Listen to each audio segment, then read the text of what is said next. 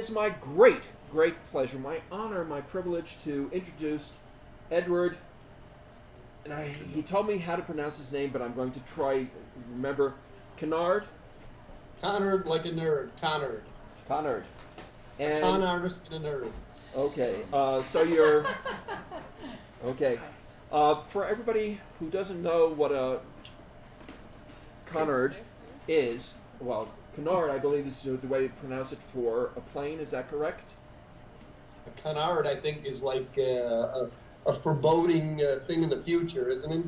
No, it might be a duck. Yes, it's a duck in French. It's a but what it is in aeronautics is a tail that they put at the front of the plane. So unlike our current president, who leads from behind, Edward leads from the front. So in point of, I'm sorry, Edward, that was terrible. You know what? So the floor is yours, Edward. Oh, one more piece of introduction. Edward is the author of Unintended Consequences, which is on the New York Times bestseller list. One of the top 10. Do I remember that correct? Yes, both books got briefly into the top 10 hardcover nonfiction bestseller list. Yes. Okay. Yeah. And we're getting a little bit of a... This is the latest book, by the way. The Upside of Inequality. All of our authors bring their books and show it to us on camera, so that's great. Thank you. So thank you. The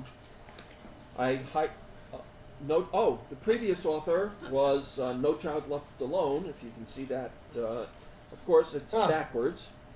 But anyway, Edward, the floor is yours, and I thank you for putting up with the technical difficulties. So I'll tell you, one of the things I'm proudest of in this book is a quote on the back, which I will read to you. That's kind of funny and probably make you laugh. It's from Larry Summers, who says, "I profoundly disagree with much of what's in Conard's book, but I respect the clarity with which he makes his case. Agree or disagree, this book can sharpen your thinking on critical economic issues, making it a valuable contribution." So I'm proud of the fact that Larry disagrees with me, but understands the argument. You're fading in and out as you move in and out from your microphone, so could I ask you to just keep your distance from your microphone? Yep. All right. Thank you. All right. So, go ahead, Eric. My book addresses many of the myths about the modern economy that we hear. Some of the ones I won't talk about today. That mobility is declining. I show a lot of statistics that show that's not the case. That the middle class is being hollowed out. That education can defeat the growing inequality that we see. But the most important myth that I address, and the one that I'll address in detail here today, is that the growing success of the most successful Americans is responsible for the slowing growth of the middle and working class incomes. And I'll argue that there are entirely independent forces at work affecting these two different groups of workers, and try to explain what I think it is and how we might make some improvements. In the case of the most successful Americans, as the economy grows larger, any business that achieves economy-wide success or scale can grow larger and larger relative to the median worker, like a doctor or a lawyer or a teacher, because those workers are limited by the number of customers that they can serve. And so when you look at the size of Google, Facebook, these companies, they can be very, very, very large relative to individuals in the economy, and the innovators who create them can, as a result, be much larger relative to the median worker. At the same time, there's been a shift from capital-intensive manufacturing-based economy to an information-based economy, which allows businesses and innovators to scale to economy-wide success without much need for capital. So you can see companies like Google and Facebook and Microsoft, they're cash flow positive almost from the get-go, and they've continued to gush cash all the way to economy-wide success. The only reason why they're issuing IPOs is largely to value the innovator, the founder's shares. They really don't need to raise any capital in the equity markets. And so these innovators don't really need to share much of their success with investors like capital-intensive companies like Ford Motor Company or GM or Procter & Gamble, which would have had to build plants and inventory and dealerships and such all over the country. At the same time, information technology is increasing the productivity of the most productive workers, and that increases their chances of succeeding in this very different economy that we find ourselves in today than we saw in the 1950s and 1960s. And so this has a positive feedback loop, which is increased payoffs for successful risk-taking, drive a lot more risk-taking, and that produces a couple of things that have really given the United States a competitive advantage. The first is that successful risk-taking creates companies like Google and Facebook, and these companies give American workers far more valuable on-the-job training than their counterparts in the rest of the world. The second is that these experts coalesce into synergistic communities like Silicon Valley, which make it far easier to assemble teams that can produce and commercialize the kind of innovation that grows our economy today. And the third is that success puts equity into the pockets of insiders, like Andreessen, for example, Mark Andreessen, who are much more knowledgeable and skillful investors than outside investors, which is critical to growing in our complex technology-driven economy. And so all of these factors have increased the productivity of our most productive workers and increased the payoff and risk-taking and the likelihood of success, which in turn has motivated more risk-taking. And as a result, if you look today, America's most productive workers, they're better trained, they work longer hours, they take more entrepreneurial risks than their counterparts in Europe and Japan, and we can see the differences in their output in a variety of different indicators. If you look at intangible investment, this is hiring people to engineer a better future as opposed to investing capital to build plants. We see intangible investment has risen in the United States from 7% of GDP in the 1970s to about 17% today, far more than any other economy that we see in Europe or Japan. The second thing, if you look at high-tech startups, not mom-and-pop restaurants and shops, which do very little to increase productivity in our modern economy, they've already eclipsed their 2000 peak, which is way off a trend line. And from 2014 to 2016, America created about $225 billion of unicorns. Those are startups valued at over $1 billion. Over the same time, Europe created about 25 billion, which is a 10-time difference. And so, you're kind of seeing the tip of the iceberg there, the most visible startups. There's a 10 times difference in the amount of startups that were created over the last couple of years. So with the 1% merely taking a larger share of the pie at the expense of everybody else, as many people on the liberal side of the aisle claim, we should see telltale signs of an increasingly entrenched status quo, but instead we see exactly the opposite. If you look at the turnover of the Fortune 500, if you look at CEO tenures, the Forbes 400 richest Americans, the turnover and the churn in those lists have all accelerated over the last couple of decades. And today, the Forbes 400 richest Americans is almost entirely made up of self-made entrepreneurs and not simply just heirs from previously made fortune. So it's hard to believe that the outside success of America's most successful workers hasn't driven down the wages of the middle and working class. It's put upward pressure on employment and wages. So why isn't the middle class growing, incomes growing faster? I'm going to argue, perhaps unpopularly in this group, in a group like yours, that trade deficits, and low-skilled immigration are contributing to the slow growth of the middle and working class wages relative to GDP, and that by failing to acknowledge this, we free market advocates leave the door wide open to claims the success of America's most successful workers is really what's responsible for the slow growth of middle and working class wages, because we haven't provided an alternative explanation for why they would be growing so slowly in this environment. I have a bit of a cold, so we just have a sip of water here. Let's take trade as the first example. But we know that if offshore goods were cheaper than the wages of displaced workers, if the offshore goods were cheaper than the wages of displaced workers, the low-cost offshore goods wouldn't be cheap. So we know that trade makes America better off as a whole. But the displaced worker bears about 100% of the cost of downward pressure on wages. They only capture about 20% of the benefits of lower priced goods. The top 20% of workers earn about 50% of GDP. Retirees who don't work, so they aren't pressured by the lower wages, account for about 15 to 20% of the spending, and the highly subsidized non-working poor accounts for 5 or 10% of GDP. So the truth is, we don't really know if the 20% of the benefits from lower priced goods offset 100% of the cost of lower wages. So we know the trade-off's good for America. We don't know whether or not the trade-off is truly good for the workers who suffer the downward pressure on wages. Now look, we can't make for $20, but we can buy for $2 and remain competitive in the long run. So we have to have free trade, low-wage economy. So it would be better to rely on progressive income taxes or taxes in general to redistribute the costs and benefits of trade rather than taking steps to hinder trade as our newly elected president is proposing. But let's look at trade deficits, which I think are different, and this is where I think we should consider a change to America's trade policy. We buy imported goods with dollars. Offshore economies can use those dollars to buy goods that employ American workers, or they can loan those dollars back to America, and they loan it cheaply to the U.S. government. And so to achieve full employment at the highest possible wages, well, we can always achieve full employment by lowering wages. Someone has to borrow and spend those savings. But we know that those savings currently sit unused at near zero interest rates.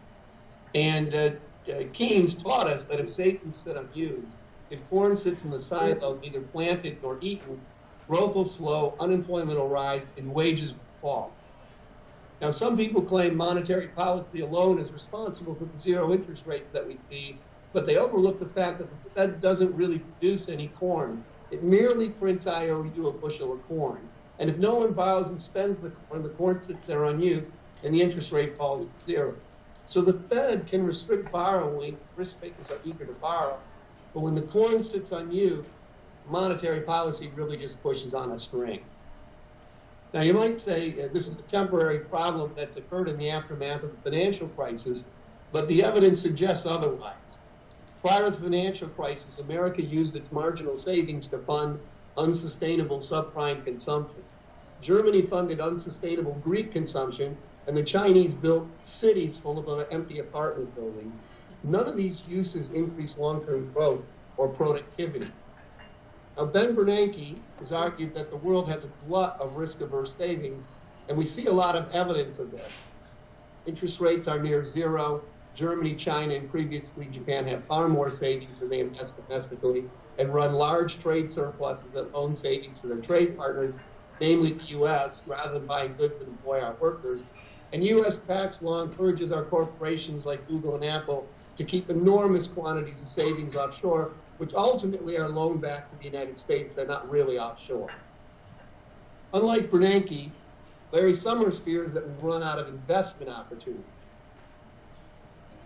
I argue that risk-averse savings, namely debt, no longer constrains growth as it did in the fast-growing, capital-intensive manufacturing economy of the 1950s and 60s.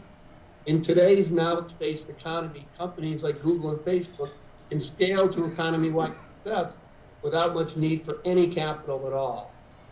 Now, I wouldn't say that the U.S. has run out of investment opportunities. Quite the contrary. I would say that modern investments cannot be funded with risk-averse savings. You simply can't fund high-tech startups with debt. You need risk underwriting equity to do that.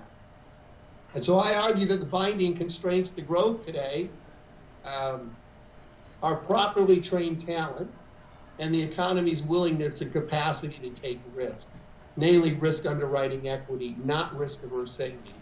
And that too much risk-averse savings is simply the inverse of having too little equity to take the risk of putting all that debt to work. The only people we found that are really eager to borrow this money, by the way, are subprime homeowners with bad credit ratings, who, when we pointed out to them that they had an enormous amount of equity embedded in homes, were eager to borrow that money as if they won the lottery and spend they really didn't make productive investments with them. And neither did business, which is net cash flow positive today. It's actually a contributor to the savings that we see in the banking industry. It's not a net user of savings. In fact, I just would say that if you look historically, what you find is that there's an expansion in the financial industry when companies are cash flow negative, when there's a lot of growth, you need a lot of capital flowing into business. And that's been true all the way up until about the late 1990s, 2000, when we saw an enormous expansion in the financial industry at the time when businesses were cash flow positive. Why is that? Because the trade deficit had run up to about 5.5% of GDP, flooded the U.S. economy with risk-averse savings, and what you find is that Wall Street stepped in to put those savings back to work. Let me just grab a little water here. So the rest of the world, chiefly Germany, China, and Mexico, because of corporate savings, solves the problem of idle risk-averse savings by running long trade surpluses with the U.S. as a matter of strategy. But we have no use for these savings at the margin, so we suffer slower growth, higher unemployment, and lower wages as a result. I think it's naive to let the rest of the world dump their unused risk-averse savings on the U.S. and bring the problem to us. Instead, I argue we should put a stop to this by insisting on balanced trade, which we can do by issuing $1 of import licenses for every $1 of exports and allowing these licenses to trade freely. And I know this proposal is going to light my free market brethren there's hair on fire. Let's take a closer look at it. And believe me, I've been in other meetings where I've been chastised quite extensively. The first dollar of trade is incredibly valuable. The last dollar of trade is break even. Were it not, we'd buy more imports. But imports are about 16% of GDP, and exports are about 13% of GDP. So where are we? With a downward sloping demand curve, how close to break even are we? At 13/16 of the way to break even. We're essentially at break even. So the last 3% of imports has almost no value to consumers in the U.S. economy versus the cost of making those products there, essentially break even. Now, it's true that if you give politicians any control over trade, it's a dangerous thing to do. But the alternative, which are large trade deficits that leave savings unused, is very costly too. It slows growth and slowed growth, increased unemployment for the last 8 years. It neuters monetary policy and stables our banking system. It encourages our politicians to run large fiscal deficits, and it antagonizes workers by putting downward pressure on wages and turns them against free trade and an uncaring elite. So the cost of simply saying we're going to have hands off and let the trade deficits run to wherever they are is actually more expensive than I think people realize. And I would ask you, how much would workers care about trading with Mexico if the trade were balanced? If the Mexicans were buying as much from our workers as we were buying from theirs, there'd be little logic to the argument about stopping trade with low-wage Mexico, which is extremely valuable to the United States, whereas trade deficits, which I think unnecessarily antagonize our workers, at the margin, the last 3%, is adding very, very little value to what we think of as free trade, and it's important, I think, to not confuse the two. Now, I often hear two arguments to the contrary, and I'll just address them. One is that America's trading pieces of papers for goods, and that's beneficial to America. If we can just print paper and get cars, well, why wouldn't we do that? And I used to make the very same argument. But if you look at it more carefully, here's what you see. $1 is a piece of paper that says, I owe you $1 of U.S. labor. And if that dollar sits unborrowed, a worker sits idle waiting for a job. Now, we can always get to full employment by lowering wages, but we want full employment at the highest possible wages. So when we trade those papers for good, we have to be very careful about taking the risk of putting that paper back to work and putting that IOU back to work and putting that worker back to work. Now, I also hear that trade brings offshore investment in the United States, but it really isn't true. Okay, risk-averse savings that refuse to fund investment unless somebody else bears the risk is not the same as risk underwriting equity that bears the risk that produces long-term growth. Almost all of the money that's flowing into the United States is flowing in as debt. It's not flowing in as risk underwriting equity. And so there's a little bit of risk underwriting equity but about the amount of money that we're sending overseas is about the same amount that's coming back. The big problem is trade deficits, which is flooding us with risk-averse Chinese savings, German savings, previously Japan before they retired, and a lot of corporate savings, which largely sit in bank accounts like you. So let's look at the economic story that we've been telling workers when we move one of the plants to Mexico. We say, hey, don't worry, the entrepreneurs are coming, and they're going to put you back to work. They're going to compete with each other, and they're going to invest to drive up your productivity. And when your productivity recovers, your wages will recover. Say, look, after all, savings are sitting unused at near zero interest rates, so there's no constraint to borrowing money and investing to increase worker productivity. But the worker sees a very different picture. He sees the talented entrepreneurs, those high-tech entrepreneurs, all move to California and outsource their blue-collar work to China, and the talented engineers who remain behind are now designing products in factories that employ Mexican workers, and they see that that brain drain is killing their productivity, and they're left in low-wage communities, low-skilled waiters waiting on low-skilled waiters. And the research shows that it takes decades for their wages to recover, if they ever recover at all. And so when they go to find a higher-paying job, they find 40 million foreign-born immigrants and their 20 million native-born children, 60 million adults, looking, 35 million of which are low-skilled Hispanic. They're all looking to the same limited pool of talented entrepreneurial risk-takers and investors to raise their productivity and wages. And these low-skilled workers put downward pressure on the marginal product of labor, which puts downward pressure on wages. It doesn't mean, it doesn't matter if these immigrants live directly in one's community. What matters is that it strains, it puts strain on America's constrained resources, on its properly trained talent, and on its capacity and willingness to take the risks that create high-paying jobs. And so what's shocking about the American workforce, if you look at it, is about 25% of Americans score in the top third on international academic tests, and about 45% of Americans score in the bottom third. So we have about one high-scoring worker for every 2 low-skilled workers. Germany has about 1 high score for every low score, twice as many as America. Scandinavia has 4 times as many, and Japan has 6 times as many high-scoring workers for low-scoring workers. And so it's amazing, given America's median incomes are 15 to 30% higher than this country. We can see that our institutional capabilities and the resulting payoffs for successful risk-taking has squeezed far more productivity out of our most productive workers than their economies have. But I think we're squandering an enormous opportunity to go out into the world and recruit more ultra-high-skilled workers and put them to work in productivity-enhancing institutions like Google and Facebook and Silicon Valley. We have about 110 million full-time workers. The top 5% of those workers represent about 5 million workers. We issue about 1 million green cards a year.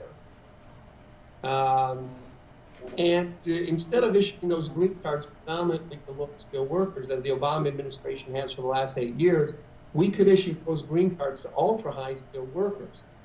The world has about 7 billion non-Americans. The top 5% is about 350 million. Half of those, we don't know who they are. They've never been tested. They probably aren't even in schools.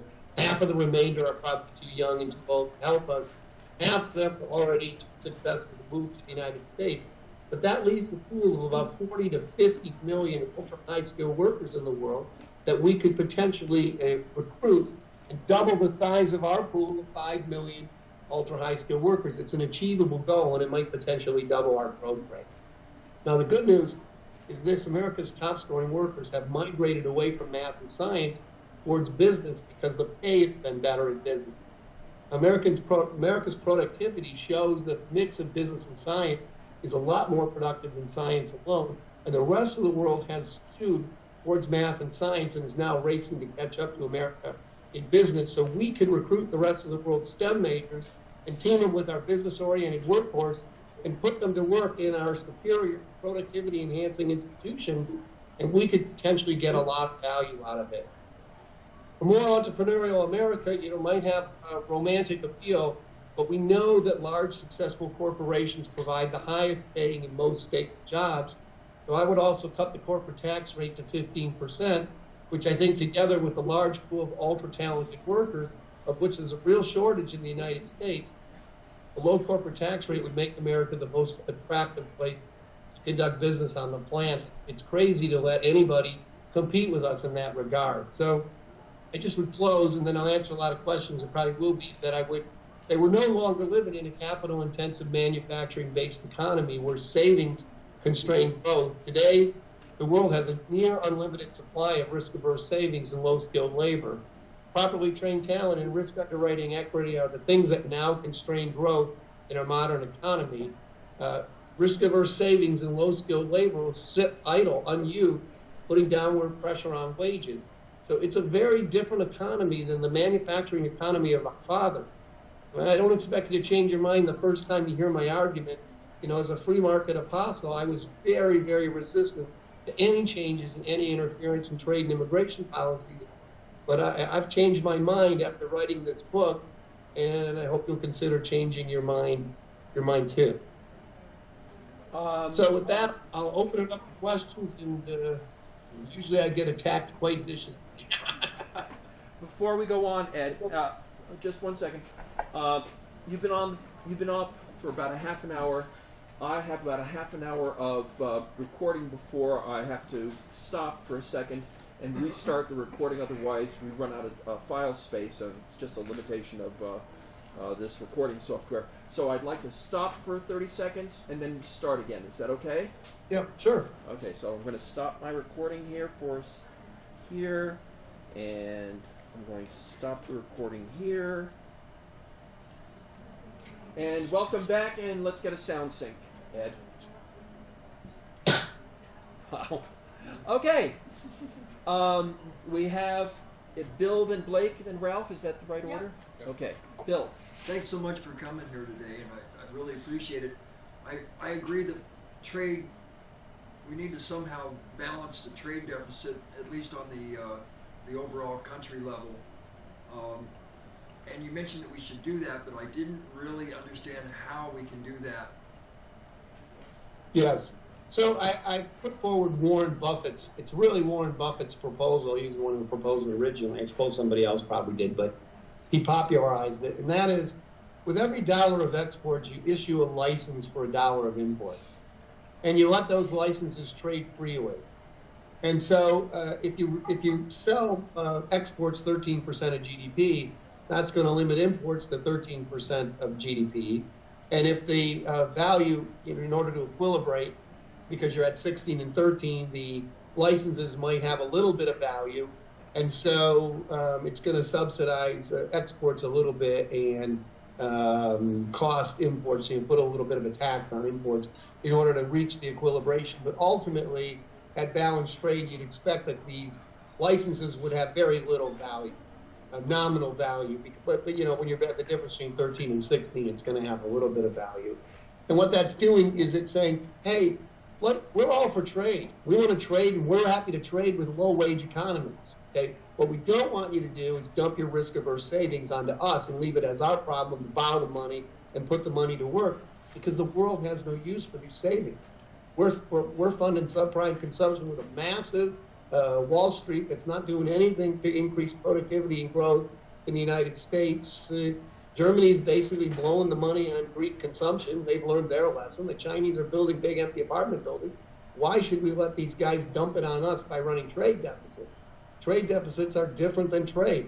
We'll trade as much with Mexico. We'll put their whole workforce to work. What we need them to do is turn around and put our workforce back to work when we do that. Now, we don't need every country to balance. What we need is the whole thing to balance overall. So Mexico might have an advantage in trading with the United States because of its location, and so it might run up trade surplus with the United States, but then somebody else would run trade deficits. And it's hard to believe that these economies can't find anything to buy. I mean, we know, like, our medical technology, Caterpillar, all this stuff is as competitive as any company can be in the world. The only reason that trade doesn't balance is not because there aren't goods to buy. It's because these guys are flooded with risk-averse savings, and they have no use for these savings in this modern, information-intensive economy. We're simply not seeing the kind of capital intensity growth that we saw in the past. Well, the argument I've heard for why we have to run a trade deficit is it's a side effect of us being the world reserve currency. And since all the banks, we send those dollars overseas, they are worth something to the banks overseas because they're valued as a reserve currency. And that is actually the evil. We have to somehow get rid of the United States as a reserve currency in order to get a balance. Can you respond to that? Yeah, so I'm not a big believer in the reserve currency argument, but other people are, so I just put that out there. I think the reason, so keep in mind, nobody's actually holding currency. What they're holding are T-bills and treasuries. So we send them dollars, and they turn around and they buy, basically they buy government debt. And what that does is we have risk-averse savers in the United States who would have bought the government debt, but because the price is so low, they get pushed out of, there's not a economic quantity of government debt. It's just a question of what politicians, how much deficits they decide to run in a year. So there's a limited quantity of government guaranteed debt. So as offshore savers pile in to government guaranteed debt, it simply pushes other risk-averse savers who would have bought that debt into the private sector, into the banking system, into Wall Street, and then ultimately out to whatever use it's going to be used for. Unfortunately, we haven't found very productive uses for risk-averse savings. So the reason why we think of ourselves as the reserve currency is because we're willing to let countries run large trade deficits with us. And the only way they can run a large trade, we sell them, we buy a good, we buy a Mercedes, they get $1. They have two choices. They have three choices. They can stick the dollar in their mattress. They're not really doing that. The second is they could buy goods that employ Americans. They're doing some of that. But the third thing is they just loan the dollars back to us, and they say, hey, Americans, you take the risk of putting our savings, our surplus savings back to work. And if they came back as equity, like they came here and started a business and put workers to work and created value and increased productivity, it'd be wonderful, but they're too busy doing that in their own economies to come over here and take the risk of doing it in our economy, because all of these economies are today limited by their properly trained talent. They all have a shortage of properly trained talent. And, I do think you could think about the United States as evolving towards, like I always think of the world as the body, and we're evolving towards the head, which is, and we actually have a shortage of high-scoring, ultra-talented workers, but ultimately our talented workers, we're producing all the innovation. That's putting very few blue-collar workers to work. We're putting 100 million offshore workers to work. There's an awful lot of U.S. engineering and marketing and stuff that goes into that, but that's creating jobs for offshore workers instead of onshore workers.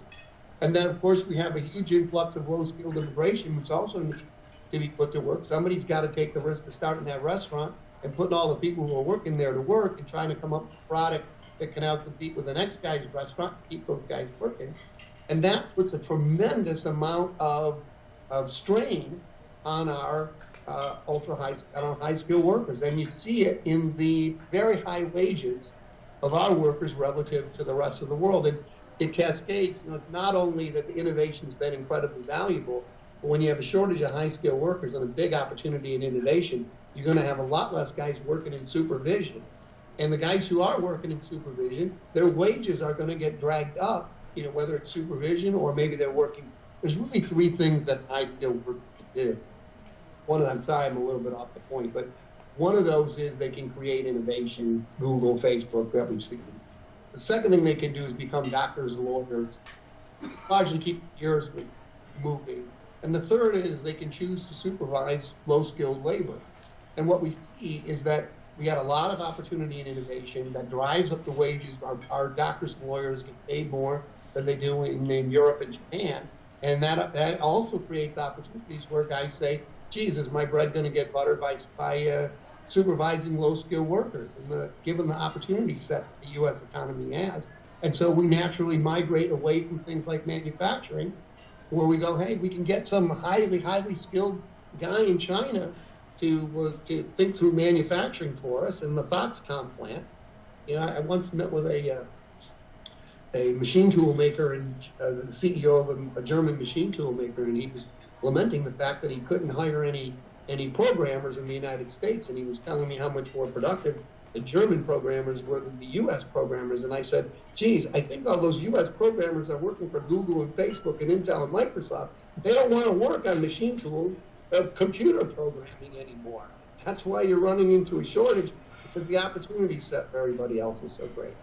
And anyway, looping back, I think, the reserve currency, I think, is just our willingness to absorb the rest of the world's savings. If we stop doing it, I don't think there'd be that they would have to go solve the problem themselves.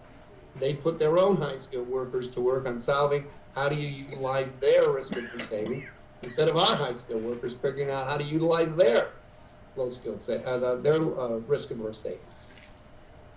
Blake. Is the dollar too strong? I don't know. I mean, I don't know. I think you can, as we've seen with these border adjustments, discussion about the taxes on border adjustments, you can basically, through policy, drive the exchange rate to wherever you want to drive it. Ultimately, I think you have to have equilibration between the economy. So, and I'm not sure in the long run it matters that much, but I don't know is the answer. Anybody else before I jump in with a whole bunch of questions? Okay. No? All right. So, you want to create a marketplace for these export licenses. Who do you recommend create this marketplace, and who's going to make sure it remains fair? Yeah, I mean, I think it would be a Wall Street-like market. I think, or a NASDAQ over-the-counter electronic market. I don't think it would be very hard to, I think it wouldn't be that hard to create and police, just like the financial markets that we have for other securities. Okay. You were Vice President of Bain Capital, and for our viewers, for our listeners, Bain Capital was the organization, the company that Mitt Romney was running. Yep. Did you know Mr. Romney? Yep. So I was a vice president at Bain Consulting, and I was a partner at Bain Capital with Mitt. So I know Mitt very, very well. In fact, I just had lunch with him a couple weeks ago after he was in town for his dinner with Donald Trump. So I know him very, very well. Yes.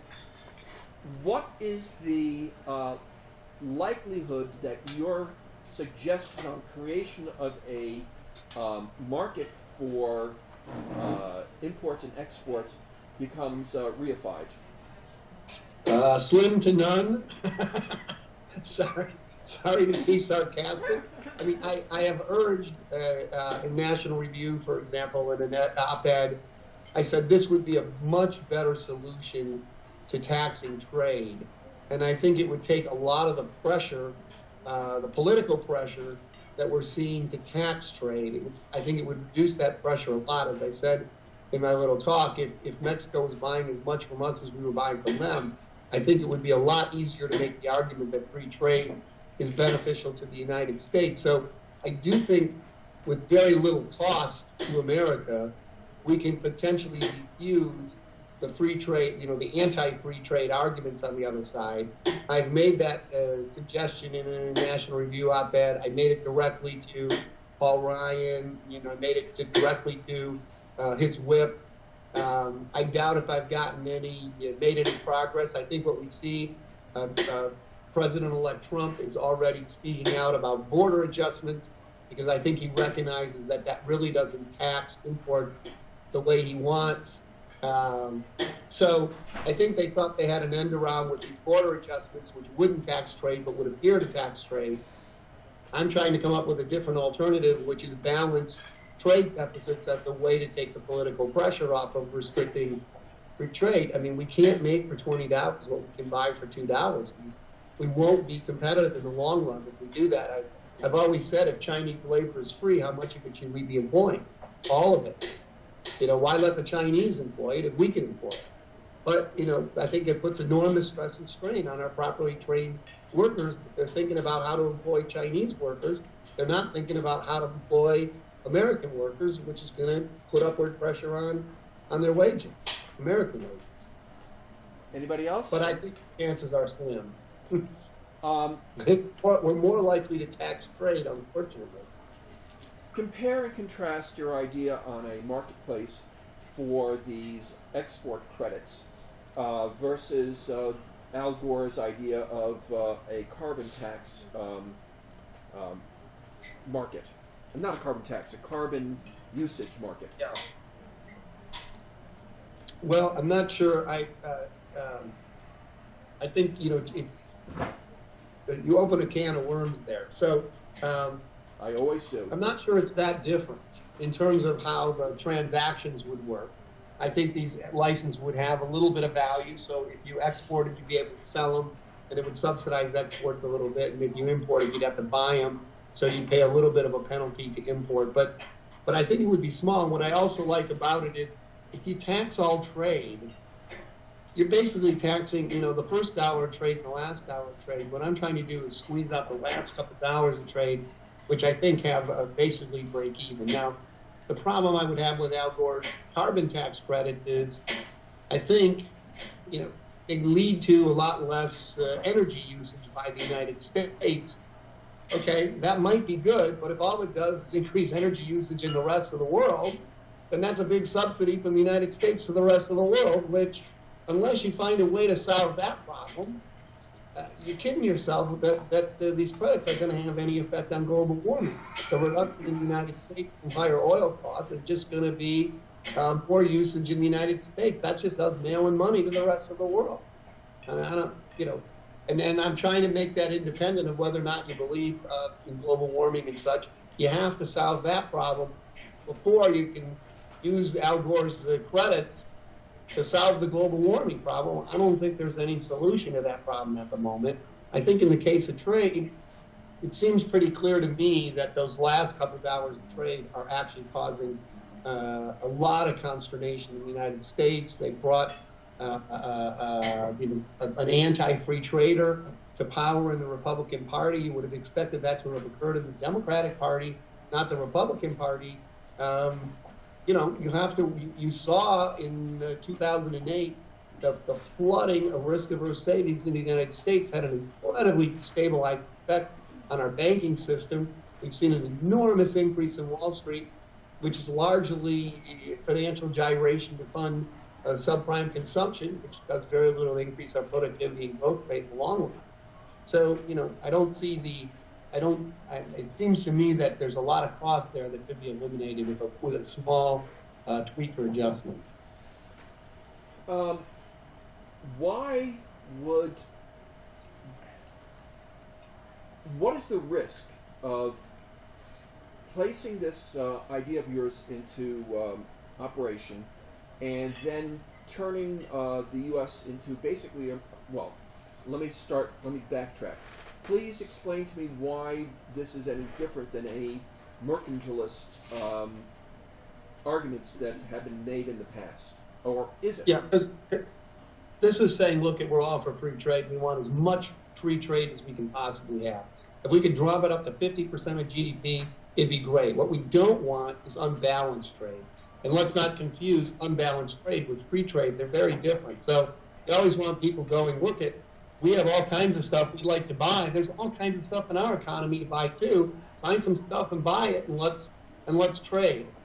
I think I'm trying to solve a very different problem, which is a surplus of risk for savings in the rest of the world not having any use for it. And I believe the U.S. naively allowing that to flow into the United States through trade deficit.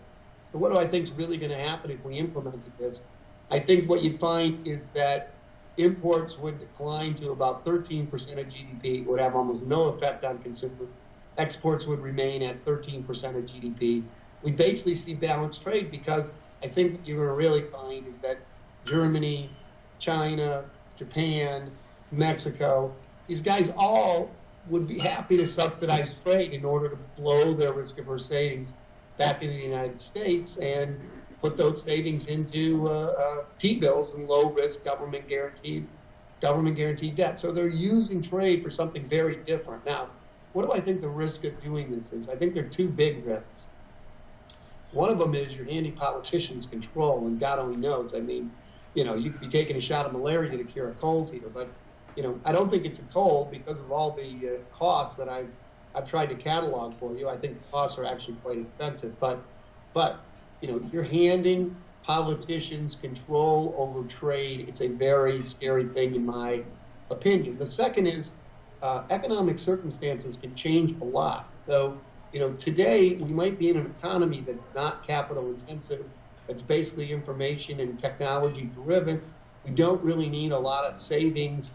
That's a very different economy than the 1950s and 1960s, where we needed a lot of capital to build plants and factories and inventory and expand our economy.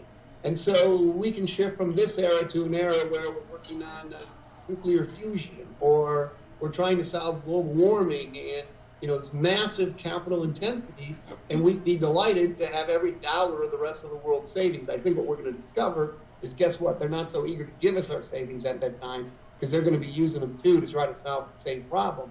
But if they had excess savings and they were willing to give it to us, we would be happy to take them. You got to be a little bit fearful that the dumb politicians wouldn't recognize that the world had changed, and they'd continue on with the same old policy that made sense today, and it didn't make sense 20 years from now, and we can't get them to change it. And so you're kind of depending on politicians, which I think have a shockingly naive understanding of the economy. You know, they're rolling up their sleeves and starting to put their hands on the lever. I don't know, that's the thing that scares me the most, and I think ought to scare you the most. But the costs of not doing anything have been very, very high, I believe. Okay. I probably talked you out of the idea. Well, that was going to be one of my questions, which is, what are the downsides of this proposition? What structurally has changed so that we see so much more risk-averse investment? Or, risk-averse use of savings. So keep in mind, you know, if you go back to the 1970s, even the 1980s, 1960s, the United States is and all economies are largely isolated from each other. So there's very little trade, there's very little cross-border flows, there's very little immigration, you know, and we are at the time, a very capital-intensive manufacturing-based economy, and other macro trends are occurring which are driving up the growth rate. So, you know, one of the things is you come out of the Great Depression, and then you come out of World War II, and you basically got 2 decades of pent-up demand and investment and innovation, which hasn't really been implemented. So there's a gold mine of stuff coming out of there to be implemented. You have a huge shortage of labor because you had very little burst in the Great Depression. You know, things really dropped off there, so you've got a shortage of labor. You've basically gone and destroyed the whole infrastructure in the rest of the world from World War II, so you have no competitors competing with you. You've built a highway system and TV that creates an enormous mass market in the U.S. You have huge migration into the city, largely after World War II, when the GIs come back and don't go back out to the farms. Remember, they're on the farms. You have this green revolution, green technology revolution in the 1930s, 1940s, leading into the Second World War, and you got a lot of boys out there on the farm with nothing to do because they get tractors and chemicals and all kinds of stuff that makes them way more productive. They go off to World War II, they come back, you know, we've now built factories and such in the city, so you have this enormous migration of the city, which really increases the productivity of people living in cities. And then lastly, we were one of the first countries to send all our workers to high school back in the 1930s and 1940s. And so through the GI Bill and afterwards, we basically test everybody and send our most talented people to college. And guess what? Sending the most talented people to college turns out to be really, really valuable. And it also creates an enormous shortage of low-skilled workers, because you've got guys who you previously thought were low-skilled. You send them off to college and son of a gun, they turn out to be a pretty good engineer, And so you're getting all these macro trends which are driving up growth, and you're running to invest as fast as you can to build houses and cars and consumer goods and such that you didn't have before. And so you're kind of chasing after this macro growth. By the way, you have a big wave of baby boomers that come through and also kick up the growth rate as well. But you look today and you go, you don't need to build. We don't need to build any more factories. And the factories we are building are largely being built overseas because the labor is low cost. We're squeezing enormous productivity out of our factories, and we're going to get to the point where you basically don't need any workers in manufacturing, and you can manufacture all the possible goods that you can have. And so you've seen this dramatic shift in the economy. It went from corporations, and remember, corporations have high-paid, stable employment. That's probably the most valuable employment. That slowed way down as you got into the 1980s. You saw an enormous shift to local services.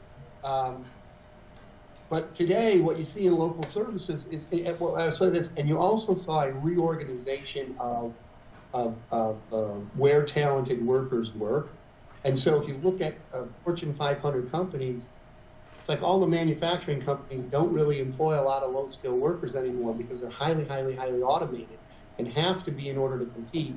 You then have the Googles and Facebooks and Intels and Microsofts have almost no blue-collar workers, all ultra-high-skilled workers.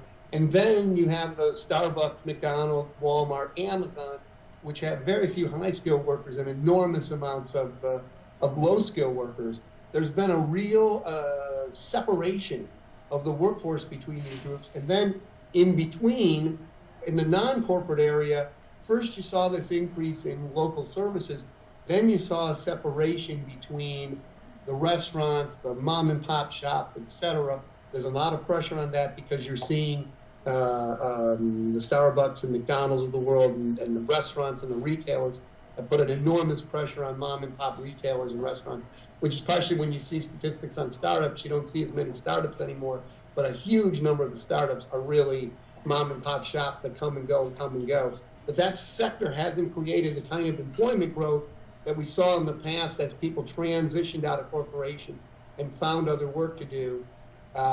Almost all of the growth we see today is largely coming from high-tech innovation, and we're seeing this stratification. I'm probably so far off of what the question was, but and so you have Google and Facebook here, and they can hire the most talented workers, and when they want to hire accountants, lawyers, people that can run their big data, that can look at their computers, their cybersecurity, etc., they can hire the most talented service providers. And so what I was going to is we've seen this segregation inside of services where talented people have moved out of corporations, they've moved out of mom and pop entrepreneurial shops, they've moved into these professional services firms, and the more skillful those firms are, the most skillful ones go, oh, I'm going to do cybersecurity for Google and Facebook and Intel and Microsoft and GE and all these companies.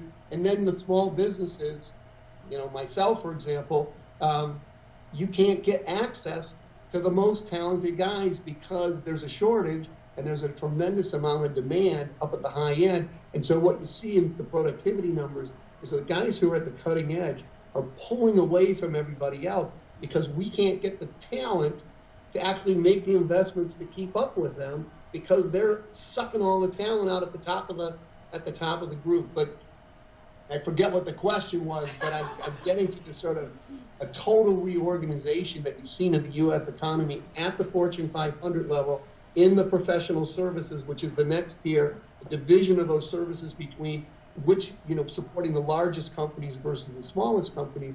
And what you're seeing left behind is you don't see a lot of talented people saying, what I'm going to do is open up a business that employs a lot of low-skilled workers and try to make my entrepreneurial money in that part of the economy versus the parts I'm trying to describe. But honestly, I forgot the question in that tirade. So if you ask me again, I'll relate it all back and answer it. Well, you did answer the question, and I've got many more. Unless somebody wants to jump in, well, here I go.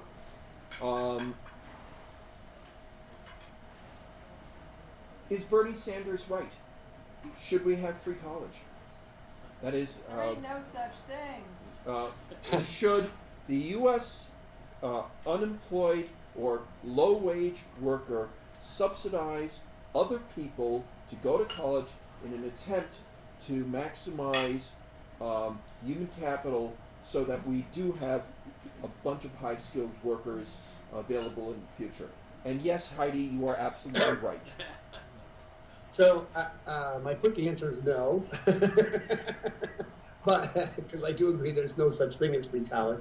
But I think what you find is that we do have highly subsidized college in the United States. Even though you see headline tuition rising, what you really find is that there's been largely, for if you're at the bottom, if your family's in the bottom socioeconomic tiers, we pay for it pretty much 100%, not your room and board. Which, if you're in the middle class, it's largely been flat over time.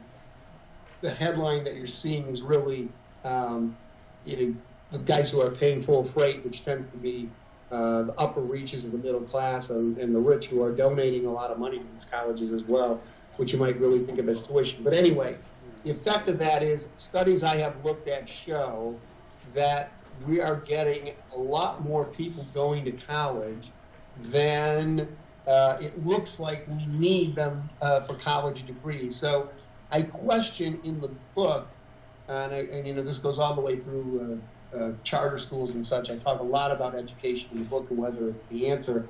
I'm very skeptical. I think what you find is that there's very little value if you're in the 60th percentile to going off to a college and getting a college degree, other than, so if you think a lot of the value of college is credentials. You know, yes, if you become an engineer or a doctor or a lawyer, there's a lot of value in training. But there's also a lot of value to the credential. What I think we have done is that we've said, look, if you want to prove that you're not a 50th percentile guy, you had better go to college and prove it. And so a lot of 60th percentile guys are going to college, but what are they getting out of college? They're studying, you know, I don't know, history, English, etc. And I think they're going off to do the same thing their father was going off to do, which is, you know, they're probably a salesman in an industrial company. Did they really, how much benefit did they really derive out of that college education that they wouldn't have gotten, that their parents wouldn't have gotten without college? I think it's highly debatable, and so I think we have set up this problem, which is we've told everybody two things. One, we've basically done three things to our middle class workers, our upper, you know, above the median. We've said, look, you have to go to college to prove that you're above the median. They go, geez, thanks a lot for that. I really appreciate it. I'm not learning anything, but you're going to make me spend 4 years and all my money proving that I'm not average. The second thing we told them is, hey, if you go to college, boy, oh boy, the sky's the limit. You're going to get a great job. No, if you're 60th percentile, you're going to get the 60th percentile job, and it ain't going to change that much. And the guy says, geez, you know, I went off to college, I did all that work, and got what? And the third thing we're telling everybody is, you're a failure if you don't go to college. And you know, the vast majority of people don't go to college. And so I think we've made a big mistake. I think if you look at the studies on retraining of workers, it doesn't really work. If you look at college on the margin, it you know, it looks like for minorities it does add a valuable credential, but for the white middle class, it's proven not to be so. So that credential proves not to be quite as valuable. So I'm very leery of saying that the answer is send more and more people to college. Now, what I've argued is you want to take your most talented people. I mean, you know, I went to Harvard Business School, but you go to Harvard undergrad, you're going to see an awful lot of art history majors, English majors, Olympic poetry majors, and you're going to see an entrenched faculty which is determined to tell people, don't be engineers, don't be scientists, don't be businessmen, they're all evil, blah, blah, blah, blah, blah. They're pushing them away to this, you know, the nobler causes, as opposed to going, hey, you know, I make an argument in the book, are the talents of mankind owned by mankind, or are they owned by the lucky recipients? I would argue that to a large extent, I hate to admit it, that they're owned by mankind, and that if you're lucky enough to be born with talent, you have a moral obligation to put that talent to work. And it's incredibly selfish to go off to a top-notch school and not study something that doesn't put your fellow man to work, to help them get a better job and a higher wage. And so if you say, look, at what I'm going to do is go off and do art history and contemplate my navel, we can't, for freedom, people can do whatever they want to do, but I'm also for jawboning them into fulfilling their moral obligation. So I think we can get far more value out of reallocating our most productive work than we can by trying to get the marginal worker, persuade them that their life's going to be substantially different, when they take a couple English classes and a history class. I speak to my former assistant back at Bain Capital who spent a lot of time going to night school studying art history, English, and I would say to her, I can teach you how to make a lot more money as an assistant than these professors are ever going to teach you in school. And there's such a large entrenched faculty with tenure in all of these colleges that reorienting, getting them to teach stuff that's actually going to grow our economy is going to take decades to do. I'm hopeful. I express a little hope in the book for online because I think we can take valuable curriculum and spread it to a lot more people without needing the faculty to do it. But I think you have a deeply, deeply entrenched faculty that turns out history majors, psychology majors, etc., that you just say, man, you studied a lot more history than your fellow man probably needs you to learn. What he really needs you to learn is figure out how to open that restaurant, put the guy to work, or create an accounting firm or whatever. So I'm leery. I express a lot of skepticism about whether we're going to solve the problem with the 1st through 12th grade education, charter schools, etc.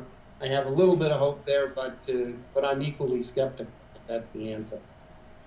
Okay, we've got all sorts of people. In the order that they raised their hands, and I forgot your name, I'm sorry. Marguerite, then Blake, then Jim. You spoke just now about higher education, and you mentioned you have a lot to say about charter schools. Can you speak to the benefit and the drawbacks of the voucher system? Sure. I think I've looked at all the charter school studies and the meta studies of the study. It looks to me that there's one thing that seems to work, and that is no excuses, tutoring intensive charter schools like KIPP academies, for example. And that all the other charter schools don't seem to produce significantly different results than the public schools do. So I understand the logic of having vouchers to try to defeat the high-cost teachers union. I don't think defeating the high-cost teachers union might lower the cost of education in the United States. I don't think it's going to increase test scores. Now, I think if you really look at schools, they're kind of designed in the following way, which it says, if you're a pretty talented student and you really get interested in this, you'll self-motivate, go to work, and you'll learn a fair amount. Okay, now, you'll learn trigonometry and geometry and a whole bunch of math. Believe me, I went to engineering school and learned math up the kazoo that you're never going to use the rest of your life, as opposed to really valuable stuff that you can use. But, it says, okay, there's that one group of students. It then takes a whole bunch of students and says, kids, they're not very highly motivated, and neither are their parents, quite frankly. And, you come here, you sit here every day, you answer the bell at 8 o'clock in the morning. You're going to turn into a responsible person who gets up every morning and goes to work. You're going to have a basic understanding of a lot of the curriculum, but, it's not like you're going to depend on your academic skills to work. Probably, at the bottom end, you might be driving a truck, for example, and not be using much of the skills at all.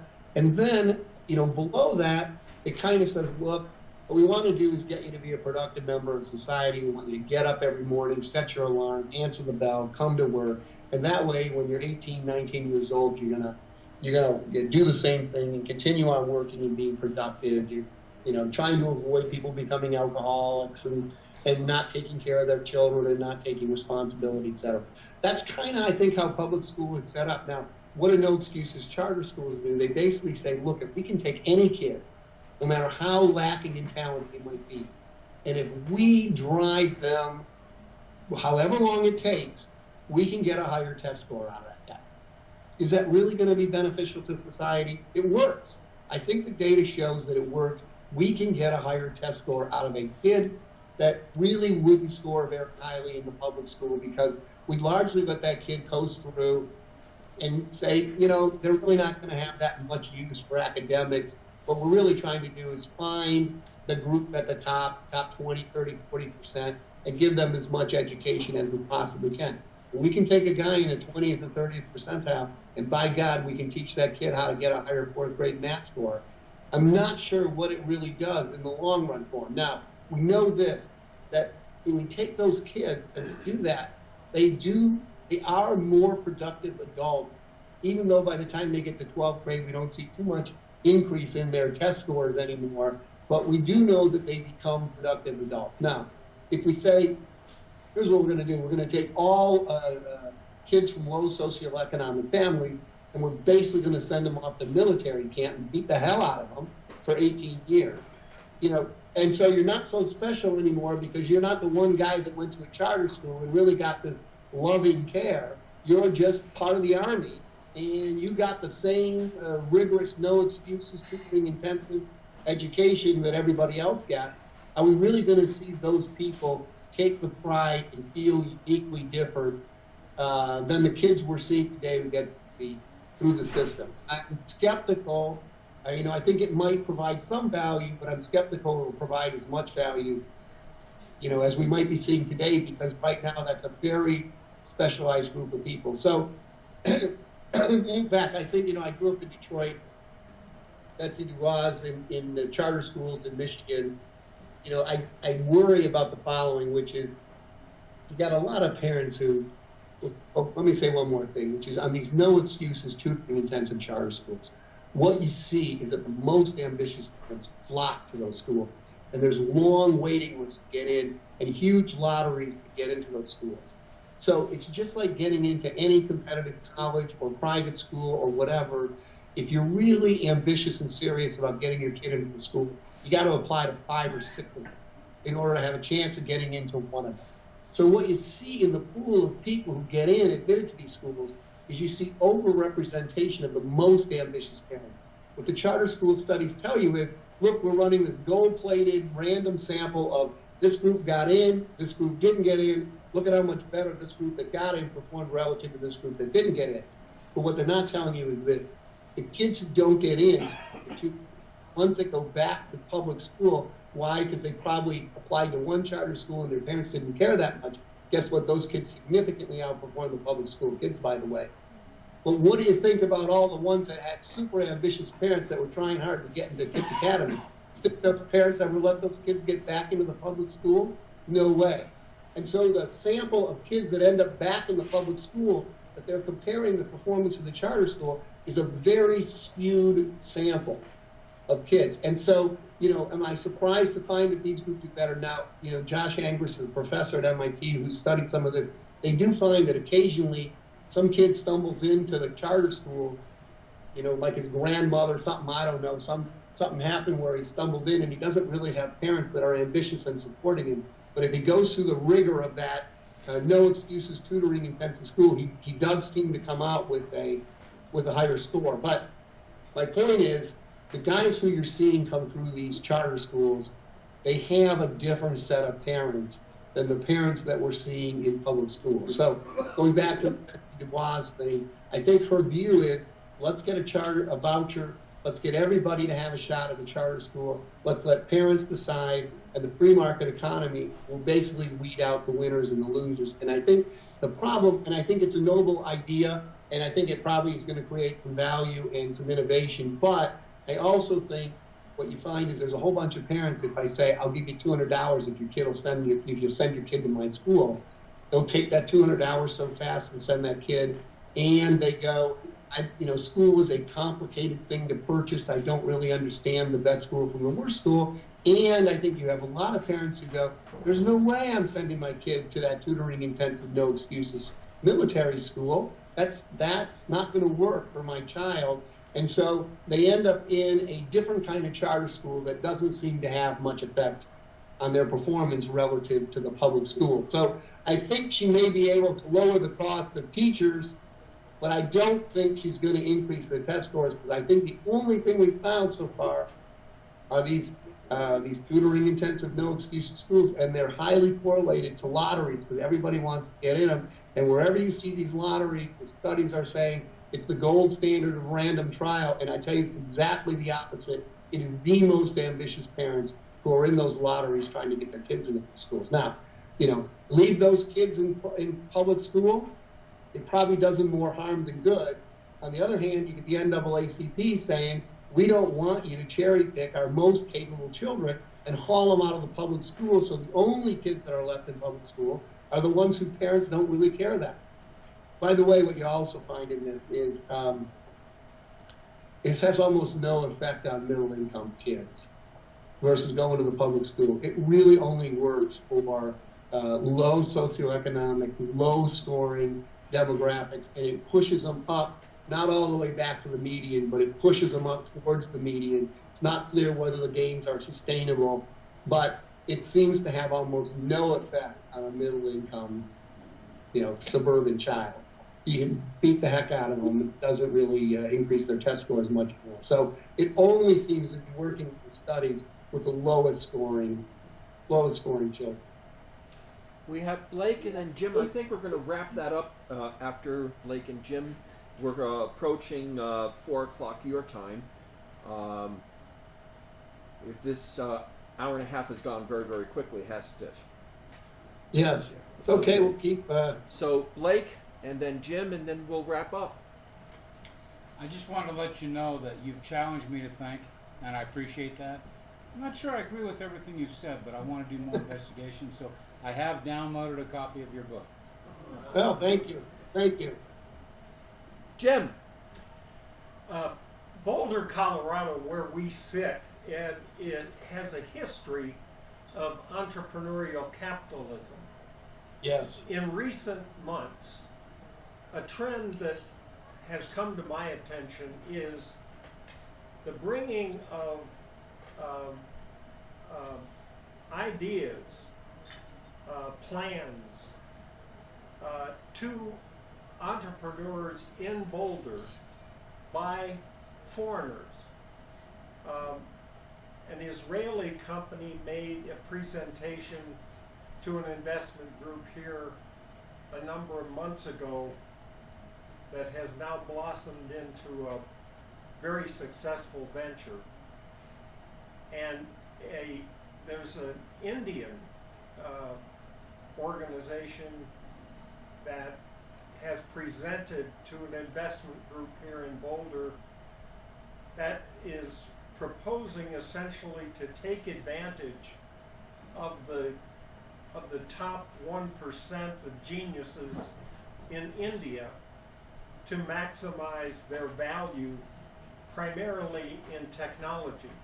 And my question of you is, to what extent is that observation by me unique to Boulder or unique in total versus a trend? Well, I do think, I do think Boulder is unique, by the way.